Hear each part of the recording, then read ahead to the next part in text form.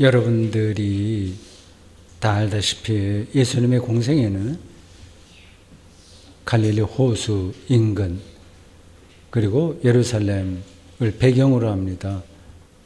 가끔 갈릴리 호수 좀 북쪽으로 올라가신 적도 있긴 있어요. 아주 가끔입니다. 그쪽으로 올라갈 일이 별로 없는데 거의 이방인들이 사는 지역이거든요. 어떤 특별히 피치 못할 그런 사정이 있으셨을 겁니다. 좀 몸을 피해야 될 그런 우리가 알지 못하는 일들이 있었겠죠. 오늘 설교본문 마가복음 7장 31절에는 그 갈릴리 호수 머릿속으로 지도가 그려지시는지요. 그 북쪽에 있는 네 지역이 거명됩니다. 두로, 시돈, 데가볼리입니다. 물론 이방인들이 사는 지역입니다. 경건한 유대인들은 이방인들과의 접촉을 별로 내켜하지 않았습니다. 불가촉, 천민, 그렇게 생각하지는 않았더라도 별로 이렇게 가까이 가고 싶은 상대들이 아니다 생각을 했습니다. 옛날이나 지금이나 좀 비슷하죠. 이런 유대인들의 생각을 뒤집는 사건이 두로에서 벌어졌어요. 오늘 설교본문 앞에 나오는 이야기입니다. 더러운 귀신 들린 어린 딸을 둔 어떤 여자가 예수를 찾아와서 발 아래 엎드려서 우리 딸을 좀 고쳐주십시오 이렇게 간구했다고 하네요. 이 여자는 헬라인이요 수로보닉의 족속이었다고 성경 본문이 이야기합니다. 이방인 여자죠. 이방이면서 동시에 여자예요. 예수께서 그에게 좀 이상하게 대답하십니다. 자네의 떡을 취하여 개들에게 던지면 마땅치 않다. 조금 예수님의 입에서 나왔다고 보기 힘든 좀 거친 표현이죠. 상대방을 개로 취급한다는 게 좀 이상하지 않습니까? 이런 문장은 풍자나 비유적인 겁니다. 그 당시에 속담일지도 몰라요. 이 여자는 보통 여자가 아니었던 것 같아요. 이렇게 맞대응을 합니다. 개들도 아이들이 먹던 부스러기는 먹지 않냐. 그녀의 딸이 깨끗해졌다고 합니다. 이 사건 바로 앞에는 또 예루살렘에서 온 바리새인들과 사두개인 몇몇 아주 이스라엘 백성의 최고 엘리트에 속한 그 사람들이 갈릴리까지 와서 예수에게 시비 건 사건이 나와요. 왜 당신들은 율법이 지킨 대로 손 씻는 거 이거 게을리하냐고 하죠. 두 이야기가 대조되어 바리새인들은 엘리트 아니에요. 자부하던 사람들이에요. 근데 이방인 여자가 이렇게 대조됩니다. 근데 그들에 대한 복음서 평가는 정반대예요. 그런 이 일들이 복음서에 쫙 깔려 있습니다. 우리가 어떤 사람을 선입견으로 많이 대하잖아요. 아니다고 하는 거죠. 두로와 시돈과 데가볼리를 거쳐서 예수 일행은 다시 갈릴리 호수로 내려와요. 그런 표현만 보면 굉장히 그림 같은 장면이에요. 갈릴리 호수 근처로 내려왔습니다. 가버나움일까요? 어딜까요? 구체적인 지명은 나오지 않습니다. 예수께서 두로 지역에서 귀신 들린 소녀를 고쳤다는 소문이 거기까지 빨리 왔는지 아니면 이미 그런 소문들을 다 듣고 있었는지 사람들이 한 장애인을 예수께 데리고 왔습니다. 그 장애인은 귀 먹고 말을 더듬는 자라고 본문이 이야기하네요. 예수께서 이 장애인을 고치는 장면이 복음서에 나오는 많은 그 치유 사건 중에서 아주 특이합니다. 이런 건 거의 보기 드물어요. 예수께서 그를 사람들과 떼어놓았다고 하네요. 따로 데리고 사람들 없는 곳으로 데리고 왔습니다. 지금도 장애인에 대한 편견이 심한데 당시에야 오죽했겠습니까? 어릴 때부터 온갖 조롱을 다 받았겠죠. 상상이 가죠. 대인 기피증이 있을 만합니다. 이 사람의 불안한 심리를 안정시키려고 사람들과 떼어 놓았는지도 모르겠습니다. 예수께서 손가락을 이 사람의 양 귀에 댔다고 하네요. 예수님의 손이 자기 귀에 닿았을 때 특별한 느낌이 있었겠죠. 비상한 사람이 자기를 터치할 때 느낌이 다른 거가 있지 않습니까? 이어서 예수께서는 침을 손가락에 묻힌 다음에 그 침 묻은 손가락을 이 사람의 혀에 댔다고 하네요. 좀 이상한 방법이, 이런 거 보험서에 나오지 않아요. 아주 특이한, 여기만 나오는 그런 겁니다. 대개는 그냥 예수께서 네 믿음이 너를 구원했다든지 너를 치료했다든지 아니면 그렇게 기도하고 말지, 이런 퍼포먼스 펼치는 경우는 아주 특이합니다. 고대인들은 사람의 침에 치유의 힘과 축구의 능력이 있다고 생각했어요. 제가 어렸을 때만 하더라도 아이들이, 손주가 배가 아플 때 할머니가 침을 바르고 만져주고 하지 않았습니까? 벌에 쏘이거나 벌레에 물렸을 때도 침을 발라주었다고 해요. 의학적으로 근거가 있는지는 잘 모르겠지만 최소한 심리적인 위로는 일어났겠죠. 그 장면을 34절이 이렇게 묘사합니다. 하늘을 우러러 탄식하시며 그에게 이르시되 에바다 하시니 이는 열리라는 뜻이라. 예수께서 탄식하셨다고 하네요. 지금 몸의 장애만이 아니라 마음의 장애를 앓고 있는 이 사람의 운명을 탄식하신 걸까요? 깊은 연민으로 이럴 수밖에 없는 것이었을까요? 아니면 예수를 믿지 못하는 당시 사람들을 보고 탄식하신 것일까요? 우리의 인생살이는 아무리 좋게 보아도 근본에서는 탄식할 만합니다. 반짝반짝 재밌는 일이 많아도 근본에서는 탄식할 만합니다. 개인만이 아니라 우리 민족이나 국가 차원도 마찬가지예요. 이렇게 한반도가 오랜 분단으로 이 허리병을 평생 앓고 있는 신세가 됐다는 것이 탄식할 만하지 않습니까? 이게 완전히 고질병에 대해서 병인지도 모르고 우리는 삽니다.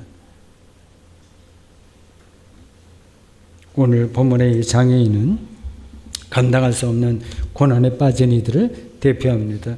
본인이 아무리 노력해도 그 상황을 해결할 수 없으니 어떻게 탄식하지 않을 수 있겠습니까? 예수께서 이 사람에게 에바다라고 하셨다고 해요. 그 당시 사람들이 사용하던 언어인 아람어입니다. 예수께서는 아람어를 사용하셨어요. 그걸 번역해서 이제 예수님에 대한 이야기가 헬라어로 기록되죠. 오리지널은 아람어입니다. 열리라라고 하는 뜻이에요. 이 사람의 귀와 입이 열리라는 명령이고 호소이며 희망입니다. 닫혀 있거든요. 이게 제가 뒤에 설교 안 하더라도 이게 어떤 뜻인지는 다 전달이 됐겠죠. 다 닫고 삽니다. 그걸 열어라, 오픈해라, 그런 얘기. 그렇게 못해요. 사람들은 고정관념이 있어서 열지를 못합니다. 이 사람의 귀가 열리고 혀가 풀려서 말이 분명해졌다고 합니다. 옆에서 초조하게 이 장면을 지켜보던 가족이나 친구가 있었다면 손뼉 치면서 춤도 췄겠죠. 도대체 그 자리에서 무슨 일이 벌어진 걸까요? 성경 읽을 때 어떤 생각이 듭니까? 무슨 일이 벌어진 거예요? 예수님은 하나님의 아들이니까 뭐 이런 초자연적 기적 행할 수 있는 분이라고 믿으면 간단하게 납니다. 뭐 더 생각할 거 뭐 있어? 이런 일이 일어났다고 성경이 기록하는데 그대로 믿고 예수님은 하나님의 아들이니까 이런 일을 얼마든지 하실 수 있지. 그렇게 믿으면 간단하게 납니다.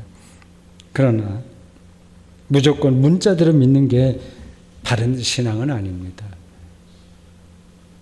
예수께서 초자연적 능력으로 사람의 운명을 이렇게 간단히 바꿀 수 있는 분이라면 굳이 십자가에 처형당할 필요가 없죠. 그런 초자연 능력으로 모든 사람 구원하면 되지 않겠습니까? 죽지 않게 만들고 다 모든 문제 해결하면 되지 않겠습니까? 오병이어 기적에서 보듯이 이 사건에서도 당시에 무슨 일이 실제로 일어나는지를 정확하게 모릅니다.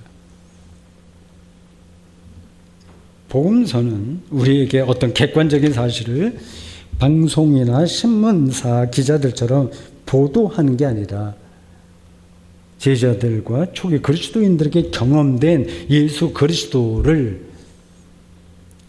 그게 다 똑같이 경험되는 게 아니잖아요. 삶에 대해서도 경험이 다 다르잖아요. 클래식 음악을 들을 때도 다 다르잖아요, 경험이. 제자들과 초기 그리스도인들에게 경험된 예수 그리스도를 당시의 세계관에 근거해서 선포하고 변증하는 겁니다. 그게 복음서 이야기예요. 당시의 세계관입니다. 당시 세계관은 상당한 정도로 주술적이었어요. 난치병과 장애는 죄의 결과예요. 죄 지었으니까 저렇게 됐지. 그 당시에 그렇게 생각했습니다. 그리고 귀신의 작용이에요. 병과 장애 그리고 온갖 불행을 막으려면 악한 귀신을 쫓아내야만 합니다. 당시 사람들은 병과 장애, 불행이 왜 일어나는지 알 수 없어서 지금과 같은 과학적 세계관이 아니에요. 사실은 지금 첨단 과학이라고 이야기하지만 근본에서 볼 때는 우리도 모르는 건 마찬가지예요. 고대인들은 더하죠. 그렇기 때문에 악한 귀신을 생각하지 않을 수 없었습니다. 난치병이나 장애를 고치는 주술적인 힘을 보이는 사람들이 당시에 제법 많았어요. 예수님만 이런 일을 한 게 아니에요. 그런 사람들이 그 당시에는 많았습니다. 그리고 온갖 불행한 일로 힘들어하던 군중들은 그런 카리스마를 행할 수 있는 특별한 인물을 늘 기다리고 있었습니다. 지금도 사이비 이단 교주들을 추종하는 이들과 비슷한 심리 상태예요. 예수님도 이번 일로 그런 초능력자 중에 한 사람이라고 오해받을 수 있었습니다. 그래서 36절에 따르면 예수께서 이거 소문내지 마시라 그렇게 단속했어요. 자기를 초능력자로 알 수 있으니까 그 단속하신 거예요. 그렇게 단속할수록 예수님에 대한 소문은 더 멀리 퍼졌습니다. 사람들은 그런 일에 마음이 끌리기 마련이니까. 옛날이나 지금이나 사람은 비슷합니다. 병을 고치고 장애를 고치는 일을 지금은 퇴마사, 귀신 쫓아내는 퇴마사나 종교 전문가가 아니라 과학적 훈련을 받은 의사가 감당합니다. 의사 업무는 세상에서 가장 거룩한 일입니다. 이건 종교적인 차원에 있는 거예요. 생명을 다루는 거니까요. 돈으로 그 가치를 매길 수 없을 정도로 중요합니다.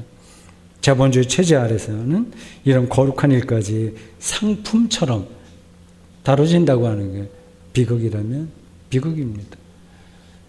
어쩔 수 없는 거죠. 어떻게 하겠어요? 그런 시대를 우리가 살고 있습니다. 요즘 한겨레 21이라는 시사 주간지에 홍종원이라는 이름의 의사가 고정 칼럼을 쓰고 있습니다. 몇 번 실었어요. 뭐라 언제까지 실을지 모르겠습니다. 그분의 책도 제가 한 권 옛날에 읽었습니다. 그분은 나이가 정확한지는 모르겠지만 젊어요. 네, 왕진하는 의사로 이름이 알려졌습니다. 왕진하는 의사. 쪽방에 살거나 노숙자이거나 이런저런 이유로 병원에 오기 싫어하거나 올 수 없는 환자들을 찾아가는 의사예요. 물론 자기 의원이 따로 있죠. 하면서 왕진 가야 될 때 정말 어려운 사람들, 병원에 못 올 사람들 찾아가는 거예요. 그렇게 네트워크가 돼 있어서 홍 선생 오늘은 어디 좀 와줘야 되겠습니다 하면 웬만하면 귀찮은데 거기 가요. 돈벌이도 별로 안 되는 거죠. 가능하면 짧은 시간에 여러 환자를 봐서 수익을 올리는 게 최선이라고 생각하는 오늘날 이 젊은 의사는 전혀 다른 마인드로 의사직을 수행하고 있습니다. 물론 모두가 다 그렇게 할 수는 없죠. 근데 근본을 잘 붙들고 있는 의사들도 있다. 그 얘기입니다. 오늘 우리가 이해하기 어려운 장애 치유 이야기를 통해서 본문이 말하려는 핵심은 하나님의 전권이 예수님에게 나타났다는 사실입니다. 예수님은 하나님께서 행하실 일을 그대로 행하신 분이라고 말입니다. 하나님이 행하실 일은 구원이에요. 하나님의 구원을 실행할 이가 메시아입니다. 유대인은 메시아를 기다렸습니다. 교회력에 따른 오늘 성서 일과 첫째 말씀은 이사야 35장 1절에서 10절이에요. 이사야는 하나님의 거룩한 길을 노래했습니다. 메시아가 왔을 때 될 일에 대한 그 희망과 노래입니다. 몇 구절을 인용하겠습니다. 이사야 35장이에요. 4절. 하나님이 오사 너희를 구하시리라. 5절. 그때 맹인의 눈이 밝을 것이며 못 듣는 사람의 귀가 열릴 것이며 7절. 뜨거운 사막이 변하여 못이 될 것이며 메마른 땅이 변하여 원천이 될 것이며. 선지자들은 이런 꿈을 꾸고 살았습니다. 그걸 선포했습니다. 대중에게는 잘 들리지 않았겠죠. 거리가 먼 이야기예요. 하나님께서 오셔서 깜깜한 이 현실을 사람들은 뭐 깜깜하게 보지도 않지만 완전히 밝은 빛으로 채운다는 게 눈에 확 드러나는 일이 아니지 않습니까? 지난 인류 역사에서 많은 사이비 메시아가 등장했습니다. 내가 할 수 있어. 내가 구원한다. 특히 정치인들은 세상을 구원할 것처럼 스스로 메시아의 흉내를 내는 겁니다. 뭐 모든 정치가 그렇다는 게 아니라 많은 경우에 그렇습니다. 자칭 메시아입니다. 히틀러도 마찬가지였어요. 비슷한 유가 많습니다. 세상이 달라졌을까요? 지금 귀가 열리고 입이 열리고 눈이 밝아졌을까요? 우리는 뭔가 근본을, 삶의 근본을 잘 보고 잘 듣습니까? 전기불로 밤새 환한 대한민국 서울은 구원받은 도시라고 할 수 있을까요? 이사야는 사람의 힘으로 세상에 구원받을 수 없다고 생각했습니다. 하나님이 오셔야만 됩니다. 오시는 하나님이 바로 메시아입니다. 이 이사야의 거룩한 길에 대한 노래를 잘 알고 있던 제자들과 초기 그리스도인들은 예수야말로 하나님의 전권을 행사한 분이라고 믿었습니다. 그 하나님의 전권이 뭐지? 여기서 무슨 일이 일어나지? 조금 그 생각이 들죠. 그럼 어디가 한두 마디로 얘기하겠습니까? 이제 저의 설교는 모든 게 다 하나님의 전권에 달려 있어요. 담겨 있어요. 예수님을 통해서 사람들의 귀가 열리고 혀가 풀렸으며 풀릴 것입니다. 그를 통해서 하나님의 구원이 일어났고 일어날 겁니다. 그러한 희망 없이 이 인생을 이걸 어떻게 우리가 버텨내고 살아가겠습니까? 이런 거 없이, 이런 꿈이 없이 어떻게 살겠어요?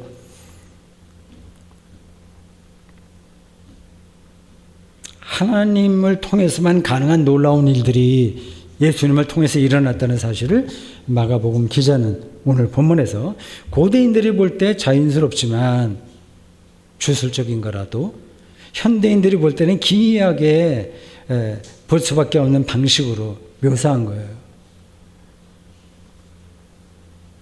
저는 육신의 귀가 열리는 것만이 중요하다고 생각하지 않습니다. 참된 기적은 영혼의 귀가 열리는 겁니다. 영혼의 귀가 열려야만 육신의 귀도 열릴 겁니다. 육신의 귀가 아무리 좋아도 못 듣는 사람은 못 듣습니다. 좀 이상한 거예요.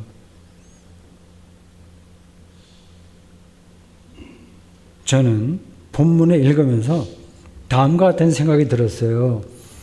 이 장애인은 실제로 귀가 먹고 말을 못하는 사람이 아니라 피치 못할 사정으로 나는 아무것도 듣지 않을래. 못 듣는 걸로 살래. 그리고 말도 하지 않기로 작정한 채로 살다가 하늘을 우러러 탄식하시는 특별한 존재인 예수님을 만나서 귀와 입을 열게 된 것은 아닐까요? 그것이야말로 기적 중에 기적이 아닐까요? (1975년) 제가 한창 신학대학 학부 다닐 때입니다. 뻐꾸기 둥지 위로 날아간 새라는 영화가 나왔습니다. 정신병동을 주요 무대로 전개되는 이야기입니다. 영화 역사에서 아마 10번째 손가락 안으로 들 만한 명작일 거요.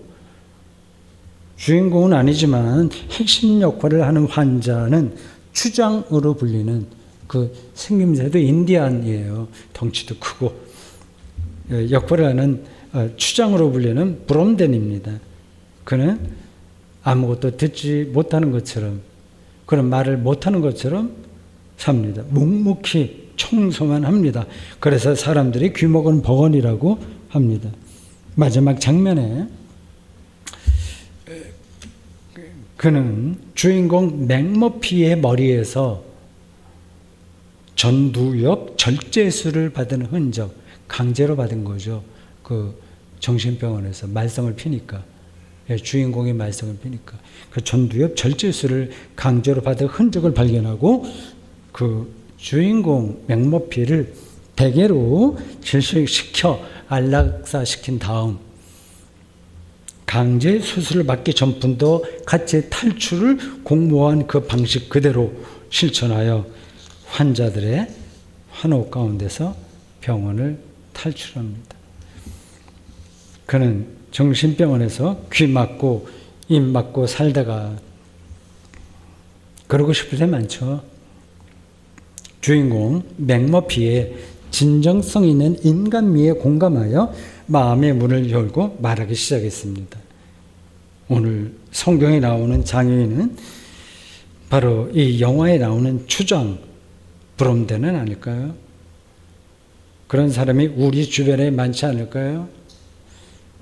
그런 사람이 예수님을 만나면 귀를 열고 입을 연다는 뜻이 오늘 본문이 말하려고 하는 게 아닐까요?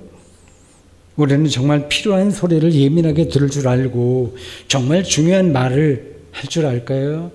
아니면 쓸데없는 소리만, 잡담만 듣기에 우리 영혼이 산만해진 건 아닐까요?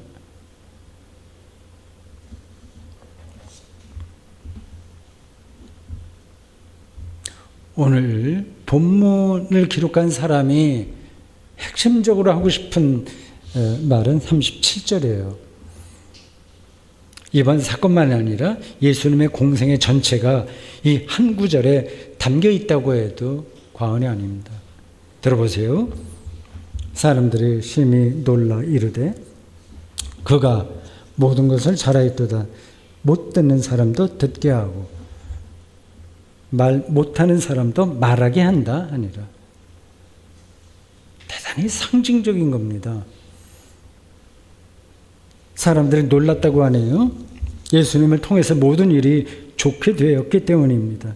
여기서 모든 일은 나쁜 운명까지 포함됩니다. 그 나쁜 운명의 한 예가 바로 듣지 못하는 것과 말하지 못하는 것입니다. 이제 그가 듣게 되고 말하게 된 겁니다. 예수님을 통해서 하나님의 구원이 발생한 겁니다. 정말 놀라운 일입니다. 예수님과 초기 그리스도인들은 이 놀라운 사실을, 예수를 만난 사람이 어떻게 변화됐는지를, 그가 어떻게 세상과 소통하게 됐는지를, 생명에 대한 소리를 어떻게 듣게 되었는지를 온 천하에 다니면서 전했습니다. 예수님이야말로 메시아라는 이 놀라운 사실에 귀를 기울이시라 라고 말입니다. 사람들은 그리스도교의 이런 믿음과 선포를 대수롭지 않게 생각합니다.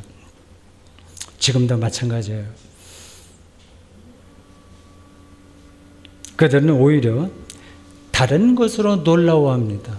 대박이야. 계속 대박을 찾고 다닙니다.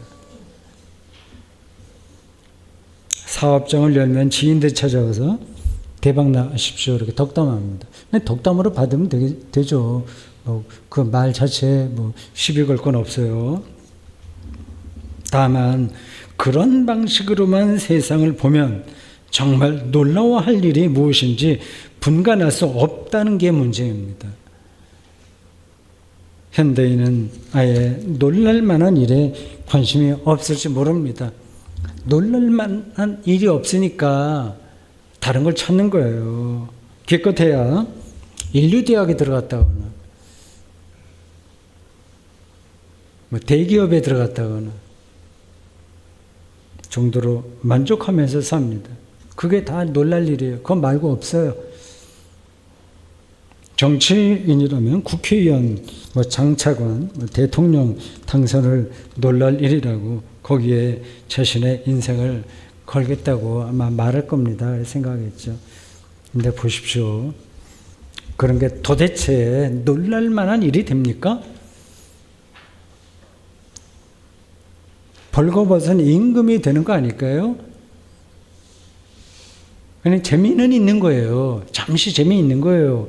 권태로운 삶에 일시적인 생기를 제공해 줄 뿐입니다. 그 순간이 지나면 계속해서 목말라 합니다. 그렇기 때문에 끝없이 싸우잖아요. 만족이 없잖아요. 청소년들에게 모범을 보여야 될 민주적인 그런 과정과 모든 것을 보여야 될 대한민국 정치 현상을 보십시오.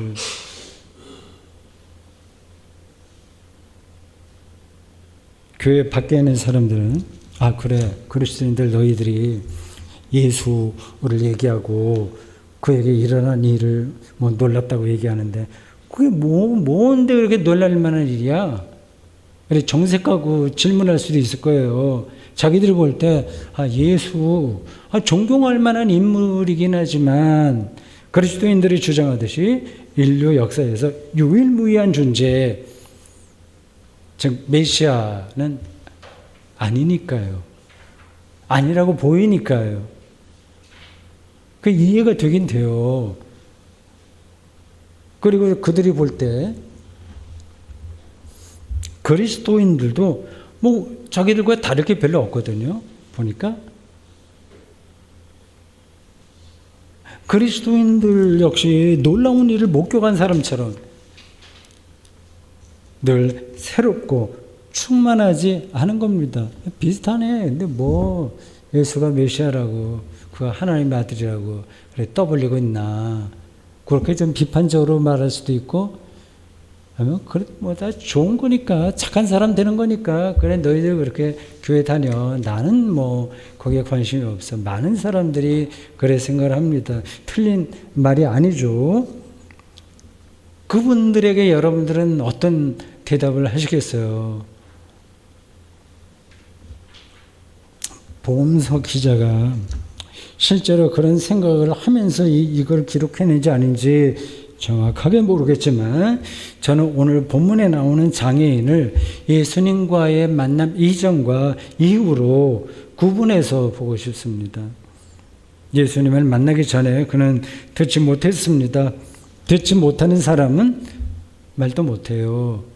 듣지 못하는 게 먼저입니다. 말도 못하게 돼요. 초등학교 저학년의 아이가 외국으로 이렇게 이런저런 사정 때문에 입양 가거나 해서 한국말을 전혀 듣지 못하는 상황에서 오래 살다 보면 한국말 자체를 못합니다. 잊어버려요. 외국어만 사용하는 사람들과 어울려서 오랜 세월을 지낸 아이처럼 현대인들은 복음의 언어를 듣지 못한 거예요. 좀 안타깝지만 못한 거예요. 이 세상이 제시하는 모범 답안만을 맹목적으로 붙들고 삽니다. 생명의 말씀을 들을 기회가 없으니까 복음이 말하는 예수 사건 앞에서도 놀라지 못하는 겁니다. 그러니까 안 들리는 거예요. 어쩌겠어요. 안 들리는데. 사람은 다 좋아, 착해요. 인격적이고 또 지성적이고 다 좋아요. 그래도 안 들리는 건 안 들리는 겁니다. 클래식 음악이 모든 사람에게 들리는 건 아니잖아요. 그냥 비유적으로. 이런 현상이 세속화의 절정이라 할 21세기는 더 심각해졌습니다. 그리스도인 가정에서 자란 자녀들도 더는 복음의 언어를 제대로 알아듣지 못합니다. 그런 현상을 별로 심각하게 생각하지도 않습니다. 궁극적인 의미에서 놀라운 일이 외면받는 시대가 된 겁니다. 그러다 보면 먹고 사는 데는 아무 지장 없어요. 그냥 그렇게 살면 됩니다. 그런 놀라운 일이 뭔가는 모르고 사는 거죠. 그럼 어떻게 하겠어요? 그걸로 좋다고 하는데.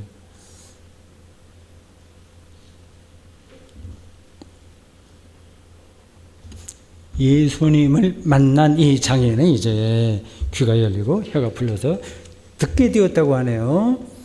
생명의 소리를 듣게 된 겁니다. 자기 삶에서 정말 놀라운 일이 무엇인지를 경험한 거예요. 그렇습니다. 예수 그리스도를 통해서 하나님의 사랑을 경험하는 거예요. 그분의 존재 신비가 죽음의 순간까지 그리고 영원히 함께 하신다는 사실이야말로 가장 놀랍고 기뻐해야 될 일입니다. 그래서 우리는 모세와 이사야와 바울이 그랬던 것처럼 하나님께 조금씩이라도 가까이 가려고 노력합니다.